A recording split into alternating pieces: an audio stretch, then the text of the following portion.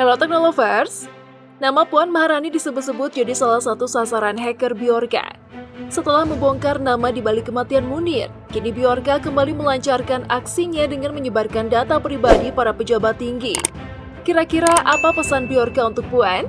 Yuk simak video pesan Bjorka untuk Puan berikut ini.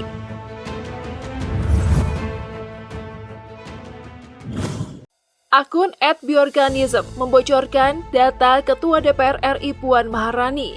Laporan itu juga mengolok-olok Putri Megawati yang merayakan ulang tahunnya di rapat paripurna Dewan Perwakilan Rakyat Republik Indonesia atau DPR RI. Pada Selasa 6 September 2022, dalam rapat paripurna, anggota DPR merayakan ulang tahun Puan dengan menyanyikan lagu Jamrud, Selamat Ulang Tahun. @puanmaharani_ri. Apa kabar? Bagaimana kalau merayakan ulang tahun ketika begitu banyak orang memprotes harga gas di depan kantor Anda? Tulis akun Bjorka dikutip Minggu 11 September 2022. Tentu saja unggahan ini langsung menyita perhatian netizen. Banyak yang kembali untuk membantu mengklarifikasi peristiwa lain yang terjadi di Indonesia, terutama yang baru-baru ini terjadi. Hacker Bjorka menjadi headline di tanah air setelah menyerang Kementerian Komunitas dan Informatika atau Kemenkominfo. Puan Maharani Naksatra Kusara Dewi (SOS) adalah perempuan kelahiran Jakarta 6 September 1973 di Jakarta dan saat ini berusia 49 tahun. Puan Maharani adalah politisi dari Partai Demokrasi Perjuangan Indonesia atau PDIP dan saat ini menjadi Ketua Dewan Perwakilan Rakyat Republik Indonesia atau DPR RI dari 2019 hingga 2024. Siapa Puan sih sebenarnya? Mengapa namanya begitu jadi sorotan? Dan mengapa jadi salah satu sasaran hacker Bjorka? Nah, Puan merupakan perempuan pertama yang menjabat sebagai juru bicara tetap DPR dan termuda ketiga setelah Ahmad Syaihu dan I Gusti Gede Subamia. Dia berusia 46 tahun saat menjabat. Sebelumnya, ia menjabat sebagai Menteri Koordinator Pembangunan Manusia dan Kebudayaan Indonesia dari 2014 hingga 2019 dan juga wanita pertama dan orang termuda yang menjabat sebagai Menteri Koordinator. Puan menjabat sebagai Ketua Fraksi PDIP DPR RI dari 2012 hingga 2014. Di DPR, Puan Maharani merupakan anggota Komisi 6 yang membidangi BUMN, Perdagangan, Koperasi dan UKM, serta anggota direksi BKSAP DPR RI. Sebagai anggota Partai Demokrasi Indonesia Perjuangan atau PDIP, ia pertama kali terpilih menjadi anggota DPR pada 2019. Dia adalah pemimpin fraksi partai dari 2012 hingga dia terpilih sebagai menteri pada 2014. Dia adalah satu dari 8 perempuan yang terpilih sebagai menteri dan satu-satunya menteri koordinator perempuan terpilih kembali dalam pemilihan DPR 2019. Puan adalah anak bungsu dan putri tunggal dari mantan presiden dan pemimpin PDIP saat ini, Megawati Soekarno Putri, dan cucu dari Presiden pertama Indonesia, Soekarno. Ayahnya Taufik Kimas adalah seorang politisi dan ketua Dewan Pertimbangan Rakyat dari 2019 hingga kematiannya pada 2013. Puan menikah dengan pengusaha Happy Hapsoro Sukmo Nohadi dan memiliki 2 orang anak. Puan dan Happy menikah sebulan sebelum masa reformasi yang dimulai dengan pengunduran diri Soeharto pada Mei 1998, menurut laporan media.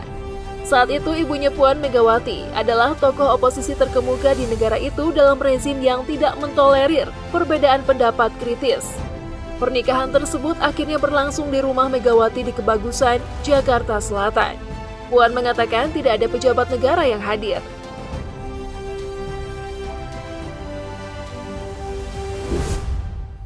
Setelah jatuhnya Soeharto pada tahun 1998, Puan terlibat dalam politik karena ibunya adalah salah satu tokoh utama dalam kancah politik negara. Selama 3 tahun kepresidenan Megawati, selain kegiatan sosialnya, ia sering menemani ibunya dalam kunjungan resmi ke dalam dan luar negeri. Pada 2008, Megawati memperkenalkan Puan yang saat itu menjabat sebagai Ketua Divisi Pemberdayaan Perempuan dan Masyarakat DPP PDIP. Maharani kemudian mencalonkan diri di 5 daerah pemilihan Jawa Tengah, termasuk Surakarta, Sukoharjo, Klaten, dan Boyolali pada pemilu 2009 dengan menerima 242.504 suara. Pada masa jabatan pertamanya, ia adalah pemimpin kelompok parlemen PDIP dari 2012, menggantikan Cahyokumolo yang kemudian menjadi Menteri Dalam Negeri.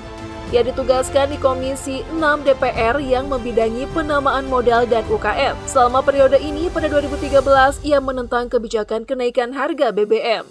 Dia kemudian diusulkan sebagai calon presiden dari PDIP dalam pemilihan umum 2014 dan sebagai calon wakil presiden untuk Joko Widodo alias Jokowi. Dalam pemilihan parlemen, ia menerima 326.927 suara. Sekali lagi, jumlah suara tertinggi kedua di negara ini. Setelah kemenangan Jokowi atas Prabowo Subianto dalam pemilihan presiden langsung, Puan kemudian diangkat ke kabinet di tengah kritik atas pengalamannya dan pengaruh politik ibunya. Dia adalah satu-satunya menteri koordinator yang selamat dari 2 perombakan kabinet pada masa jabatan pertama Jokowi, dan media menjulukinya tak tersentuh.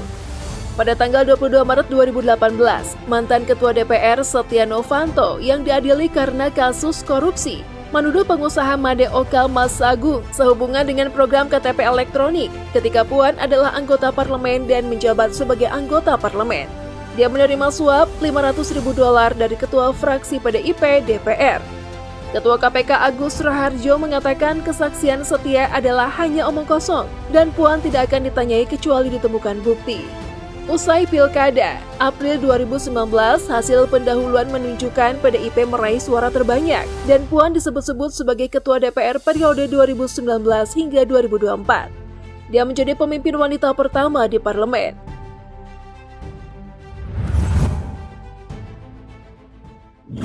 Pantas saja ya jadi salah satu sasaran Bjorka, ternyata Puan memiliki sejarah panjang terkait perpolitikan di Indonesia. Ia termasuk orang berpengaruh dalam penentuan kebijakan di negara ini. By the way, jangan lupa like, comment, dan share video ini. See you!